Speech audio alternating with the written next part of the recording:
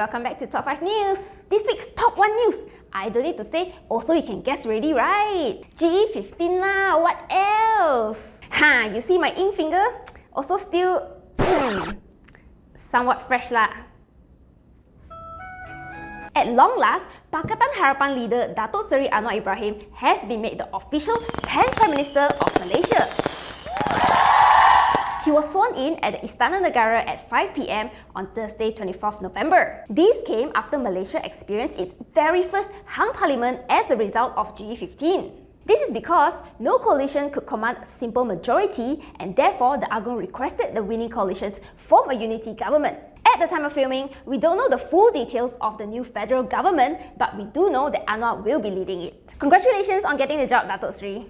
So let's recap what happened in G15 for the past week. These are the final results. As you can see, PH won the highest number of parliamentary seats, followed by PN and BN.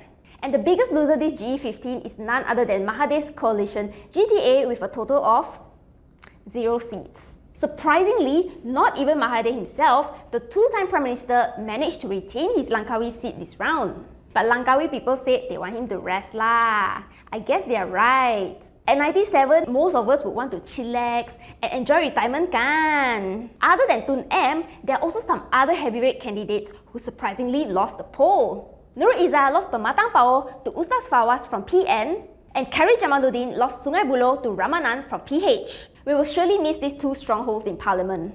Back to the results. Because no political party were able to obtain a simple majority of 112 seats, thus resulting in a hung Parliament. So what then?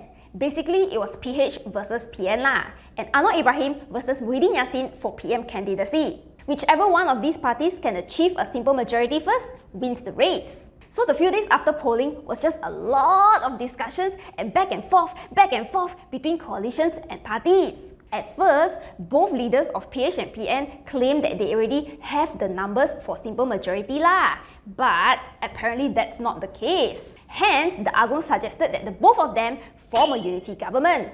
But PN said no. BN pula initially wanted to stay as opposition, but finally they agreed to the Agong's idea to join a unity government, provided it is not led by PN. Previously, GRS and GPS from Sabah and Sarawak respectively has stated their support for Muhyiddin to become Prime Minister. However, the two coalitions later said they will leave it to the Agong to decide who should become the PM. And then at the very last minute, PN also made a U-turn and then said, okay lah, they also agreed to form a unity government. But will they be part of the new government? Find out on Newswav app lah, okay? Prior to the PM announcement, there were also some headlines that caught our attention. Lim Guan Eng and Anthony Loke of DAP apologized to Sarawak Premier Abang Johari and GPS Sarawak State Government for past remarks that may have offended them.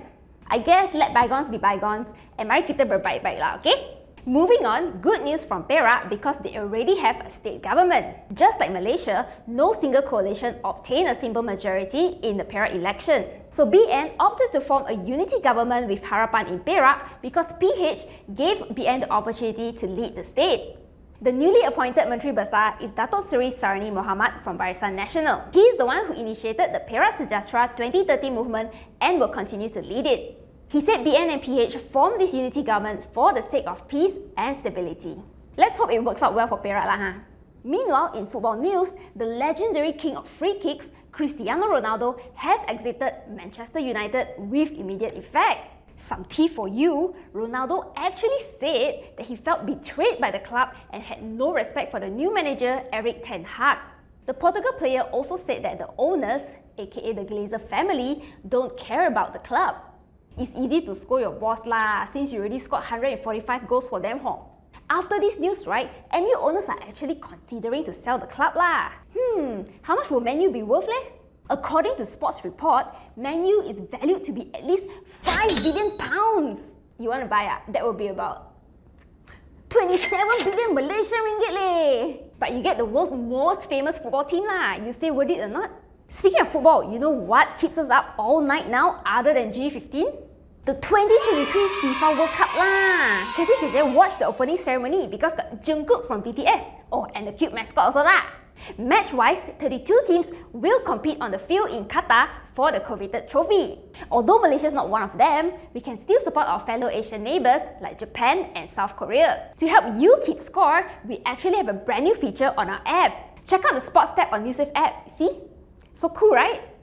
You can get all the latest updates in 3 languages, English, BM, and Chinese, and you can see all the match schedules in Malaysian time, so you don't have to susah payah go and calculate all the match time. You can also see who is in or out of the competition and find out who will ultimately enter the finals. So which team are you rooting for this year? Let Cassie Jie Jie know in the comments, okay? Anyway, we wish good luck to all of the teams playing the World Cup and may the best team win. Okay, that's all for this week. Bye!